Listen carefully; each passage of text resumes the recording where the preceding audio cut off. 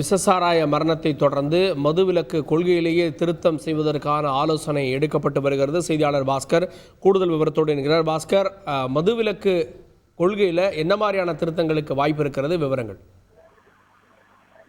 விஷசாராயம், கள்ளச்சாராயம் எதுவானா இருந்தாலும் பதுக்கி வைத்தாலோ, உற்பத்தி செய்தாலோ, தயாரித்து விற்பனை செய்தாலோ நடவடிக்கைகளை கடுமையான சட்ட நடவடிக்கைகளை தீவிரப்படுத்தும் வகையில சில பாலிசியில சில சேஞ்சஸ் கொண்டு வரலாம் அப்படிங்கிற குறித்துதான் தமிழக முதலமைச்சர் மதுவிலக்கு ஆயத்தீர்வுத்துறை அமைச்சர் மற்றும் அதிகாரிகளோடு ஆலோசனை மேற்கொண்டு வருகிறார்.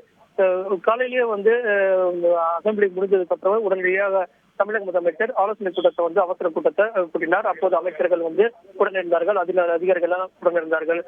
கூட்டத்துக்கு பிறகு அமைச்சர்கள் உதயநிதி ஸ்டாலின், ஏவா வேலு, மா சுப்பிரமணியன் 3 பேரும் ஒரே கார்ல இங்கிருந்து கள்ளக்குறிச்சிக்கு புறப்பட்டு சென்றிருக்கிறார்கள். அதே நேரத்துல தமிழக அரசின் சார்பாக எடுக்கக்கூடிய அடுத்த கட்ட நடவடிக்கைகள் தீவிரமாக இருக்க வேண்டும். இது போன்ற சம்பவங்கள் எதிர்காலத்தில் நடைபெறாமல் தடுப்பதற்கு மதுவிலக்கு கொள்கையில சில மாற்றங்கள் கொண்டு வந்து கள்ளச்சாராயம், விவசாயம் போன்றதில் விற்பனை செய்யப்படுவதன் மீது கடும் நடவடிக்கை எடுக்கும் வகையில இது போன்ற சம்பவங்கள் எதிர்காலத்தில் நடைபெறாமல் தடுப்பதற்கான தொடர் நடவடிக்கையாகவே இப்போது இந்த ஆலோசனை கூட்டம் என்பது தொடர் கூட்டமாக நடைபெறுகிறது.